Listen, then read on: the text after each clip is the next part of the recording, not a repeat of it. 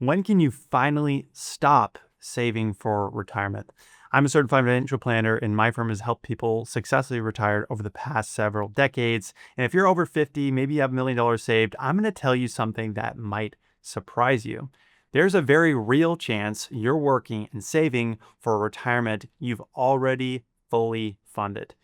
I just analyzed a client's portfolio. They're 58 years old. They've saved over $5 million, still maxing out every account like clockwork. And when I showed them the math that proved he'd already saved enough to support over $200,000 per year in retirement with 95% confidence, he sort of just stared at me. He's like, I've been on autopilot for 15 years, and he was genuinely surprised. And maybe that's the case for you watching. People are unintentionally working their entire lives to maybe denying themselves experiences and handing their wealth to kids, oftentimes taxed inefficiently, instead of actually living. Now, by the end of this video, you'll know exactly when you can seriously stop saving for retirement. Now, look, I'm going to walk you through the framework I've shared with clients to determine really, are they in the ballpark to stop saving? I think it's straightforward. It's backed by decades of research. And honestly, maybe it might challenge what you've been told about retirement planning. But real quick, every situation I know is different. You might have a pension, deferred comp, stock options, real estate, or tax issues that make this more unique than a YouTube video could ever cover. So if you want a custom analysis for your specific situation, when we run the simulations, map out your tax strategy, design a portfolio strategy, that is what we do. So there's a link in the description. But let's get right into it. And I'd say there's generally three things you need to understand to figure out if you are already at the point where you've won the retirement game. Number one is your funded ratio, or otherwise your retirement safety number. And look, I get it. Every financial guru naturally tells you, hey, save more, max out every account, but not a lot of people talk about when is enough. When is enough for you actually to stop? And I'm hoping that that ends today. And I'm going to show you one simple research-backed way that professional planners use to determine if you're already saving enough.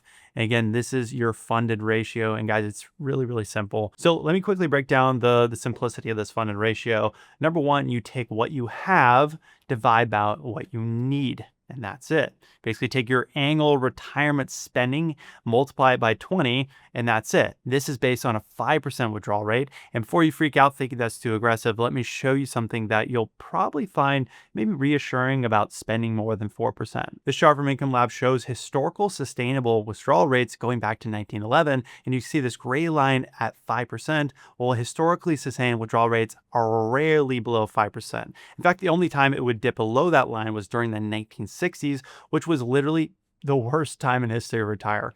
And if we zoom in here, you can see that 1965, 1966, that's where we're hitting the gray line, and that's it. That's only 2 years out of over a quarter century of data. The entire 4% rule research is built on protecting you from the absolute worst scenario that's happened about twice in the past 100 years.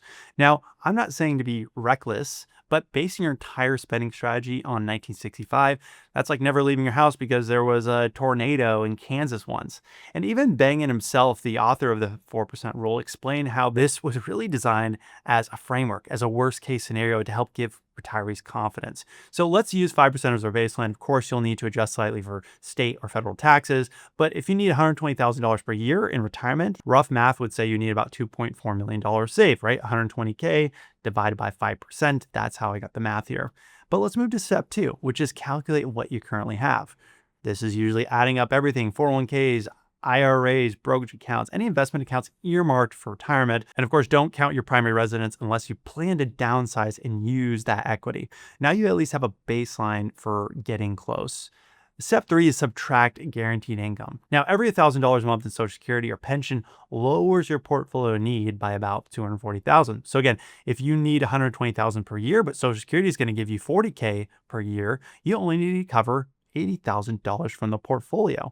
And you could see as the math starts to change, right? $80,000 divided by 5%, now you're at $1.6 million to really get a more accurate target. And then we have step number four, which is divide what you have by what you need, and that is your funded ratio. So again, let's say you need $120,000 a year, Social Security covers $40K, and if you've got $3 million saved, you only need to cover $80K per year, so $1.6 million total at a 5% withdrawal rate. So that means your funded ratio is 188%.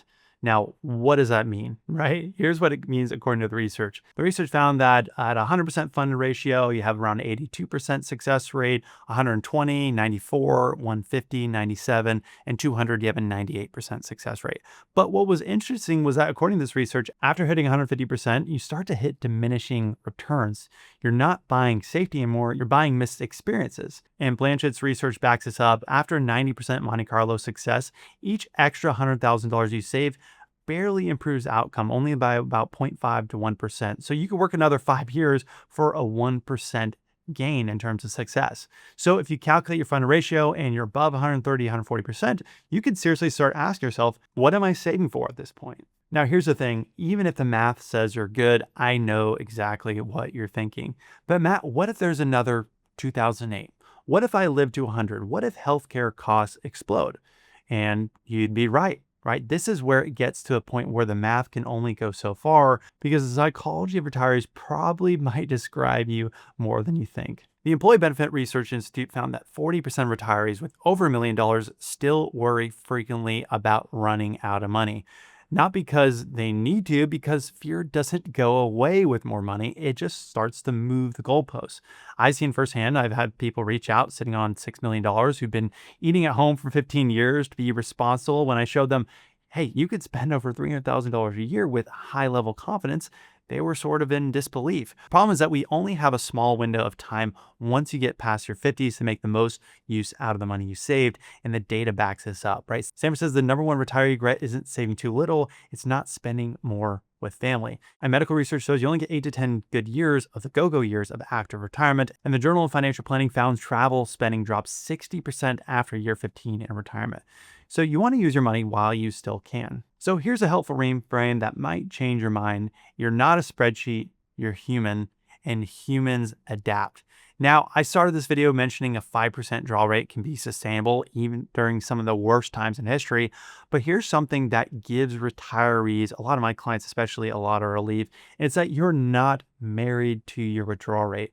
Now, Wade Pfau, who's a PhD researcher in retirement, shows that retirees who make small adjustments during market drops, like for example, cutting spending by just 10%, your success rate explodes. Now, unfortunately, the Monte Carlo simulation will assume you're a robot who never adjusts. So you see 70%, 80% success rate, and you start to worry, like what happens to the other 20, 30%, right? Fidelity shows that most people naturally reduce spending with age anyway.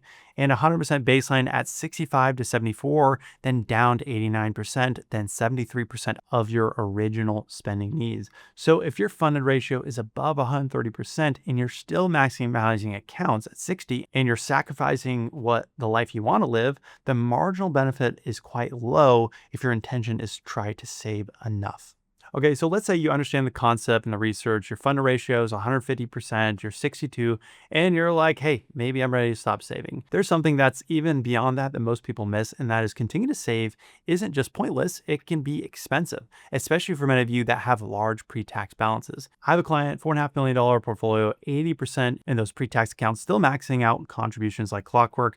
At age 73, required minimum distributions will force him to pull out $169,000, add on top $45K of Social Security, $30K of rental income. Now he's got $244,000 of taxable income, but he only wants to spend about $150K per year. That means he's paying 24% tax on money that he doesn't necessarily need.